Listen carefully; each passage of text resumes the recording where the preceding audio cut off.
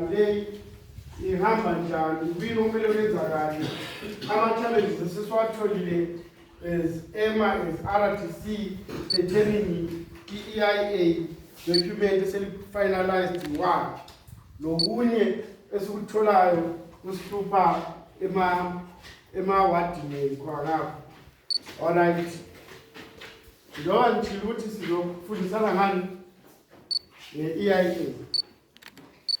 Yona vele iyini i-EIA, iqakatheke okunganani. I-EIA is an environmental impact assessment eyenziwayo yiwo wonke ama-projects athi haba maybe esasiyabona ukuthi ale impact angaba nayo to the environment. Sazisana batali wonke ama-projects lamanye esiwabonayo ukuthi hayi lawa ala impact enkulu kakhulu, they have to undergo what we call EIA. It's a process. Nizawunanzelela masiya phambili ukuthi hayi loba wena lwana oyenza iproject enkulu kuyawumelela yenze i-EIA. Nizawunanzelela ukuthi bona baphelelanga ngoba kulo munye oyenza eziyefika ephunini, kulo munye ophelela ngaphi endleleni. Alright, i-EIA istage sangakayo kuma iziteji zawo khona bese sizakhuluma lama-project ayiwa kumele yenze i-EIA. Bese ngikhuluma ama-challenges every stage enzayo njani ngibhale phansi. EIA process, istage sokuqala is a prospectus document.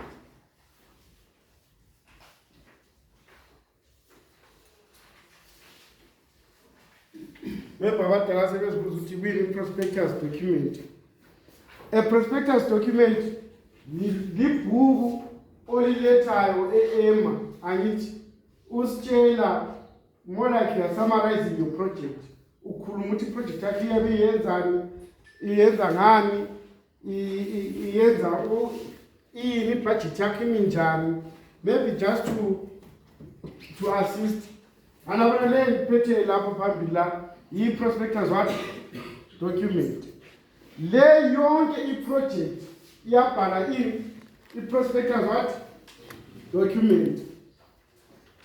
Ngoba kulama-projects esiwaziyo thina ayiwa a-listed ku-first schedule ayiyo akumele ukuthi engabhala ibhuku leli ebesebuya ebesesenza ibhuku. Liyabona umahluko between le laleli,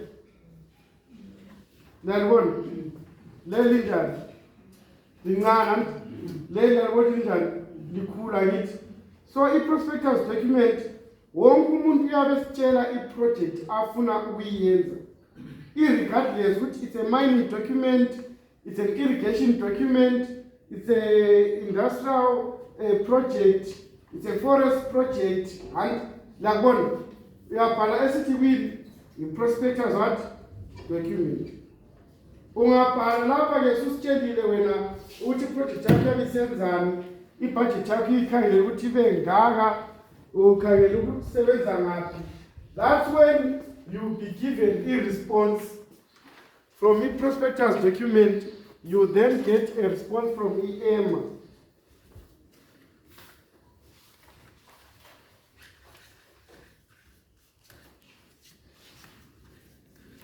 You get a response for your prospectus what document. That response you can go ahead with your project. Project however, which there is no need for you to create what? An EIA document, a full EIA. Kulama project which is as well like mining. There is no way mining without an EIA what document. That one of that. So that response will then tell you which one you are supposed to do a full EIA or you are given a waiver. Sounds over time. Waiver sometimes can be special waiver. Maybe the document be the construction scholar, and it RTC if you are scholar about waiver that one because the impact a scholar is not compared to impact a mining government.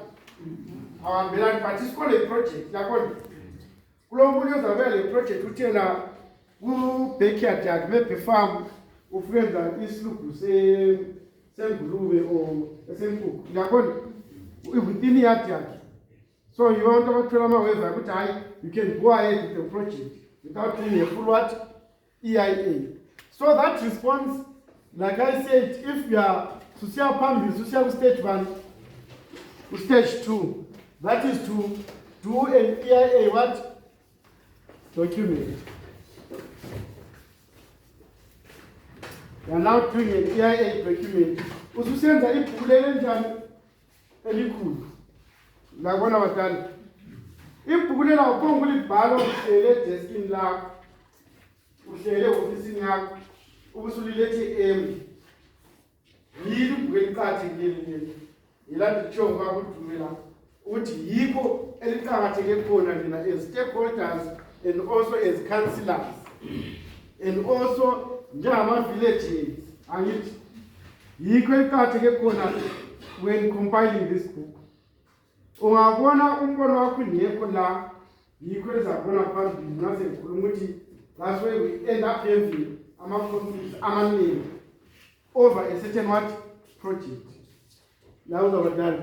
So from EIA document la yikho first stage the consultation. Ngachasisa konke la a consultation. From the consultation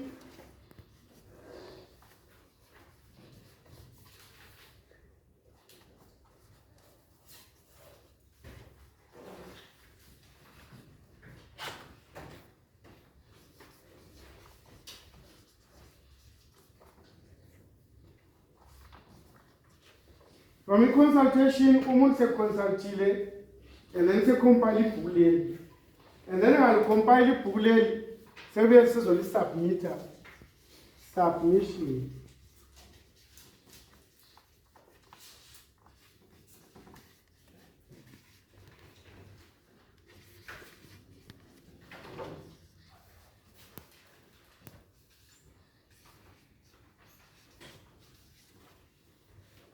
Submission of EIA document to M. So all this falls under stage 2. And then we will have stage 3. Stage 3 is EIA review.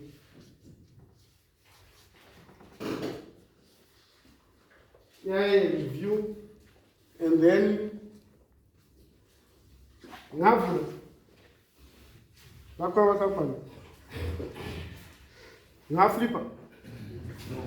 from EIA review, under EIA review,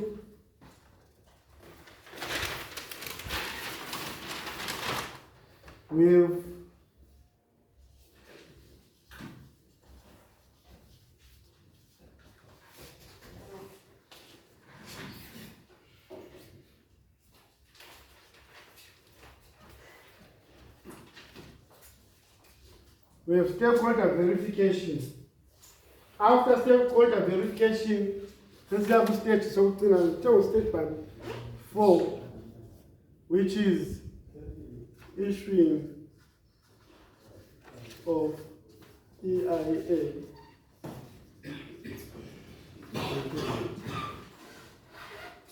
All right, so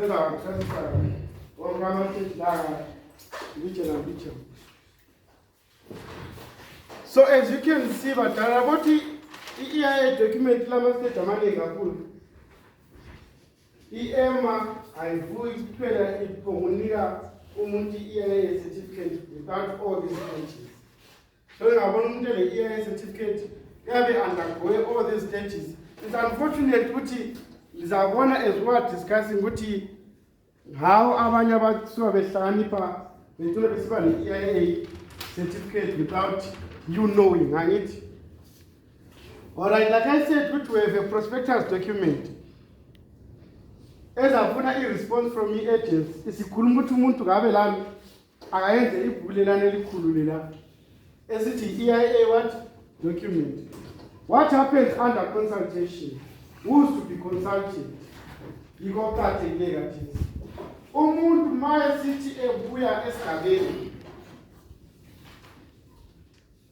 libani ngapho ngibona imali ungawazi njengoba kanti ukuthi kule mali no headman njengo head village head njengo chief because yibo abantu abaku ground laba councillor village head and then in some places blood chief like in Dinga in almost in every ward there is a chief and so the board chief club yamele was now the project ibuya kuwe esigabeni sakho kumele umuntu oqala ebuye ecouncil ebona natural resource department esebathe ukuthi thina silesifiso esokwenza iproject esigabeni senu andabe sebuyile wasitshela thina emuthi ufukuhamba kuward 22 ufukwenza iproject emining thina sisithi hayi alright siyakuzwa isicelo sakho but can you do an EIA document by consulting relevant departments and stakeholders? Now, there are people, it's not everyone, it's not everyone of Balipulele. As one comes to Balipulele, we have what we call AMA registered consultants.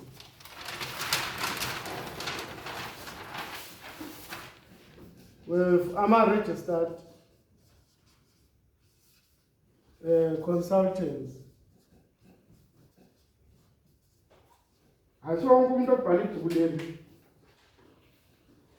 kulabantu abafundiswayo iEMA ethi ukuthi how you draft an EIA document.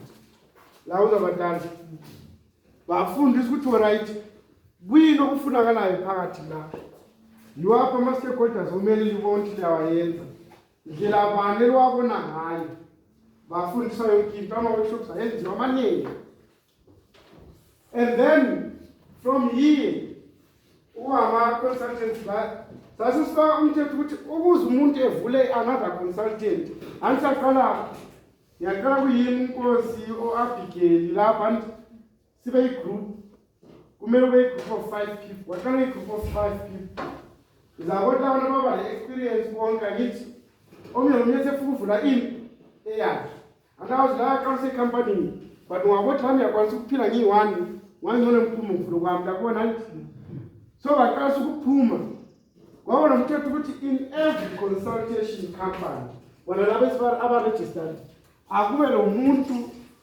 oyenze not less than 5 projects leader and should have more than 5 EIAs conducted.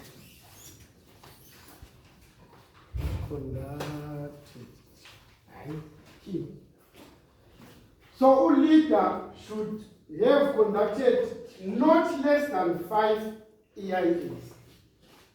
So ngaba ulithi ungawazi ukuthi wena abantu balidwa njani ukuthi ibhala njani document angizabhala lawo under someone ubhala wakho ayi-5 ngithela la lo leader and then once ubhale more than 5 ama-branch that's when you can open your own what EIA, register your own consultation company.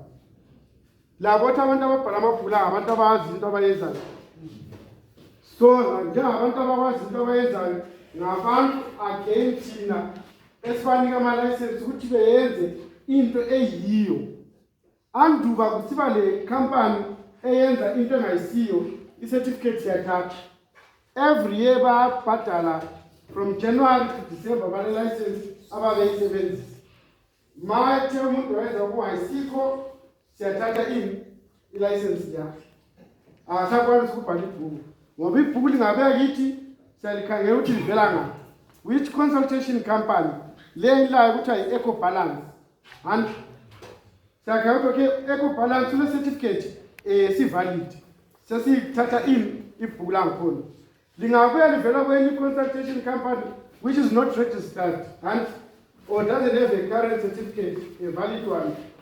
We're not entertaining your book.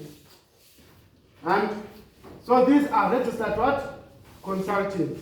So yiba abantu laba ukuthi ngabe kuya kini, they should show you or produce identity yabo. Uthi mina ngisebenzela i-consultation company ekuthiwa EcoBalance or Marcos or i-Envirotech, they use my name. And esekuthi ukuthi mina ngisebenzela i-company enje wa registered with EMA esifuna ukwenza ukuzoqalisa manje la. Selizile badala aso wonke umuntu ophonga ukubuya ngoba abanye balokwenjani balokuthi umuntu yasenda someone who's not professional, someone owaziyo into omele yenza yithi ozabe ebambisa umuntu imali. Abantu bathanda amashokhazi. Istate lesibadala esiqhathekile lesi. Yikho abantu abaningi abalahleka khona ngoba kulezimali eziningi ezinjani ezingena esikhwameni nanti lezithembiso eziningi ezenziwayo ezingafiki ebantwini eziphelela ku few individuals. Lakuzwisisa? So manje ngavele ilahleke khona during this stage consultation yonke into sihambe esandleni sonweni. So umuntu engathena esesi-identify ukuthi mina ngivela kwiphi company sesithi injongo yakhe. Ngidlulile counseling, that's the first point of call. Ngidlulile counseling, nansi incwadi ye-counseling. La yizwi ngoba abanye mara babuya bezoyibhadala e-counseling apho njalo Nkosi. Kumele bebuye la ephi incwadi andaba ikukula umnyango la ukuthi umuntu engene ema-awardini. Umuntu uzahamba njani ku-ward 12, ward 23, ward 5 uyi-department campus ngikadebro bengakwazi ukuthi kulo muntu osegangeni ngalo. Yabona badala. So kumele ebe le ncwadi from i-council esethu ukuthi mina ngidlulile e-council nansi incwadi evela ku-Natural Resource Department. Ngangiphile imvumo to conduct ama-consultations akho. Ebese kutshela-ke injongo yakhe ngoba abanye bafika lezi zinto ezitshiyeneyo. Abanye abafika irrigation, abanye abafika forestry, abanye abafika ama-industries or ama-residential stands. Angithi abanye abafika different mining, different types of mining futhi. Abanye open cast, abanye bafundela phansi. Yabona badala angithi. So kumele etho injongo yakhe ngokupheleleyo ukuthi nofukenzana bayizomayina mhlobo bani wemining ngawo lethayo. Ufuna umayina phezulu komhlabathi or ufuna ungena phansi komhlabathi. Ngoba ngizakunanzelela ukuthi there are different challenges esiwathola by different mining activities. Sekutshelile lapha naso ukuthi okay sekuzwile ukuthi uthini. Omele ubenze badala makubona ngani into le iyakusinda. Ngoba thina as long usobhu edindile incwadi, ukhansila edindile incwadi, sivumelana nomuntu wangikhona ukuthi ufile esigabeni.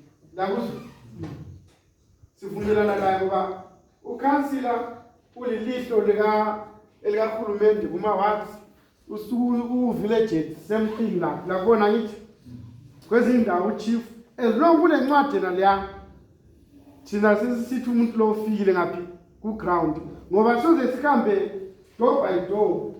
Soze sihambe ethi ku-applicant consayini consultation and ebuye ku-consulting consayini ehambe kulalethi consayini lakona soze kwenza ibhuleni ngabangalo angazi izincwadi zabantu zodwa lezi singakabhali izinto ezikhathekileyo.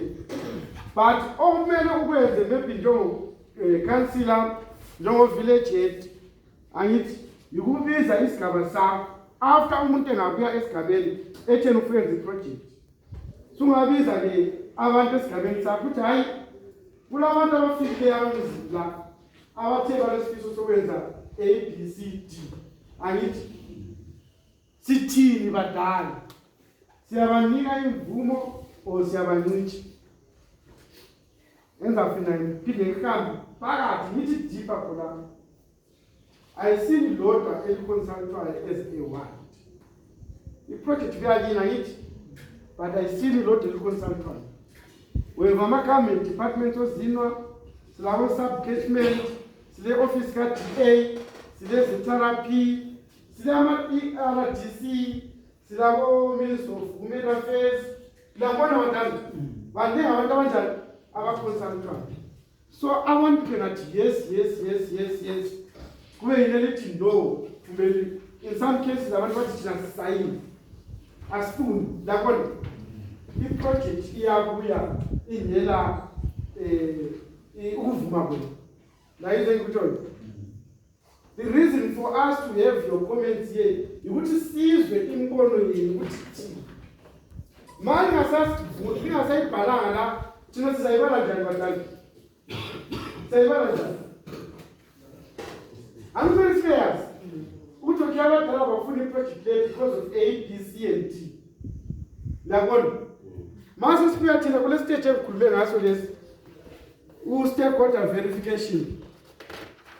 Let's stakeholder verification. Lapa, I you go to Zamuti, supply a bridge between you and the proponent. Put occasionally to lawyer be come start. Whatever come start, what are you saying? After this project, was a Shagel start. And I want to pull up his apambi. Better I wouldn't have a Panela Dala, Amano, the Tarapan Spoon or Sindan. Like one night, okay, watching upon our fully project in the Valena. Ilamando Bravo. La Panabulin Kuala Pana, waiting then I can drop. Okay, so on the side that time. It was okay, Milazaka beside me. Since I have a sentence. And I want to be less of them. The one of that Martin as a specialist of verify in project, our Davajan, our dear, our food. But we will validate the winner. Well, so my case is which I told you what I Palama comments by Yara Total. What is in a food in project? In the Darling food. I'm going to comment in that one. At the end of the day, we don't have anyone in court. We are winner. Which I will have a comment about 15 and I will have to idea which project they are free. Can you employ in Mucharan is certificate? So I tell you to get my comment in that whether a project like Funa or a project like are you full. And then state your reasons. By stating your reasons, you are going to if you feel as if what you questionnaire is restricting you, you are free to even buy what part where EA writing art which you could go to. But over me now, you want to now, what you want to hear, I'm a minister, our partner. Pastor Pilawanda, they have been doing this for years, doing different projects with different communities. They have one to lead a project about leave food. All the riches, and all the riches. Let us sign in that riches, so take some of them, which is a figure. And that same register is our Konala, where 20 community was there when they did the consultation. You for me, the one. And I did about the Lavani riches. And you have 5 riches, that you gonna, but we have 5 consultation, Nancy register. That one. So we can't tell you what the feel the consultation for me out, about the or even the ballet pounds. But that. Or I tell you the consultation. La departments they Balama churches are for consultation. Because the government to get from ground and see how the project is. So you go send us the manager. And then I had to consult Umuntula. Such as what is in Zone Kelesiana says Anissa Lenteto. You tell you what is really in and I want to know the Councils Act.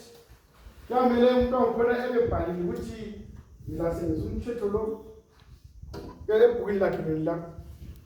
And then ekhulume ngabo bani Plants and Diseases Act, ekhulume ngabo iningi ama-acts o-Forest Act, o-Mines and Mineral Act, angithi uyabhala. There is a section, because this is a binding document, and this is a what? A binding document. So kumele esilandele yonke imithetho ehambelana le-project yakhe, ukuze thina masimlanda sisithi wena wrong, wawuthe uzalandela umthetho lo we-Forest Act njengoba usitsho ku-chapter 1, angithi. But now kuyagamula isihlahla mahlayana sisithathe i-certificate sethu. Uyabona? Wena wawuthe uzayenza so, but awusakwenzi ngalokho. Esibhedlela nephetuzo kule mizi. Wawuthe uzarespecta that distance yemizi nemine, angithi. But wona sikukwenzayo lokho. Ngakho thina sisithatha i-certificate sethu. An EIA certificate can be withdrawn anytime, anywhere, for any project. Uba le EIA certificate akufanani nokuba le birth certificate. Uthi birth certificate singeyakho uziyokufa. EIA certificate ngeyakho as long as you adhere to the rules and regulations of the country. So yeah. And then I get to consultation lapana, se compile a document lane, and then we say no AM. AM and have a activity project and carry money and I want to know there was a pattern. There was a pattern. A project pays 0.8 to 1% of its total amount. Let's say project about 300,000. Amanye yazula kula 100,000. Umuntu yapatela 0.8 to 1% of this money. La usabadala. Ngazi ukuthi imali le yangaphi? Imali le what we call an environmental fund. Ema through the government of Zimbabwe. Imali esebenza ngaba lento ezifuna i-emergency. Ezambelana ne-environment. Waba ama-floods, waba ama-gullies, waba ama-projects afukenzwa yi-council. Sithona sikhuluma nomnkosi ukuthi yena alisubmit because ababuza ama-projects yakhumbula. Sithona sikhuluma ngama-projects ukuthi ma kule ilantana camera badala behind the project khona siyacela imali. Imali edliwa ngabantu la ama-1% la abahlakaniphile. Ngoba thina kumele sifike lama-projects uzinjani imali angifundiseni. As long as project i-environment ilento le-environment phakathi, angithi iyavulela ubhalela i-concept note and then sesitela thina imali. Ngakule gali maybe lihluphayo esigabeni liyakhuluma through i-council and then from i-council we take it up siyocela imali ukuthi sizonjani sizoreclaima i-environment. Kathi silike ngabona ukukhulumeni wakhe border esithi lapho okwaba lesikoropoza esimasive ukuthi kufuna imishini yokuvala babhizi kathi sibavala amanye ama-province. And thina lapha isikoropoza sithi asikho deep as compared to ukokhwekwe ngani. Esithi sikhona but asikho that much. Ngoba ngale silike kusebenza imishina yachiya indawo yonke bephela 100 hectares inganjani isikomba investment. So you kuya khona le ama-projects tikathi excavate i-company ibivale bese kuthiwa igama engaphinda lisebenze njalo.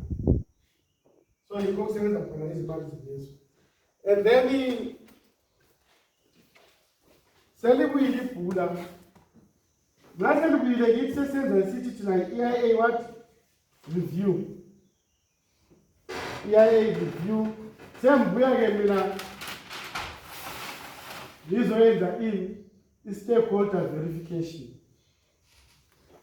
La inanzelela abanye khona lapha ukuthi kasensithi mina ngicela nje ukuthi abantu especially kuma-sensitive ecosystems and sensitive areas. Leya seyimbe ngithi abantu laba bafikile kude yini. Bangathi bafile ngiyavele fomeni ngithwelile engithwele yani ngithi konsayile lapho ukuthi banjani bafile. Why do we do stakeholder verification? Umuntu akwanisa ukwenza ibhuku lonke leli badala engazange efike la seBuhle district. So kuyamele kuqatheke ukuthi sibe kwazi ukuthi does i-RDC know of this project? Yiko qatheke kakhulu. My i-Natural Resource Department i-RDC ngathi abayazi iproject le vela kusela ndawo engakhona ngithi ngoba umuntu lo maye kuya lapho kumele qale ngaphi e-RDC. Maza ngesibili lapha uhambe ngaphi. Yikho ke engithi mina istage lesana esiqhathekile esiyingozi esingafaka abaningi sibilethini umuntu ebhika la ukubanjisa imali ukufaka izinqumo ezipersonal ukufaka izinqumo zokuthi mina ngiqasha abantu abami emayini yakho yakusayela iphepha leli misuse of power yabona badala angifuna ukuthi ngithi corruption but it's misuse of what of i-office i-power ye-office yakho lapha ma ukhansila usayina wena udinda ufaka isidingo sakho uvumelana nokuthi wena abantu bewadini yakho they know about the project angithi usubhalile wena izikhalazo zabantu ku-consultation form yakho la kuyawenzakala kwamanye ama-province sibe kuthola i-project ibuye esigabeni councillor yaziwa ngu-councillor kuphela sobhuku kakwazi yani yazwa ngubani councillor kuphela. Yikho kulapho ukuba nengxabano eziningi ukuthi abantu basesithi abantu abasibazi yes abantu ababazi but baziwa ngubani councillor.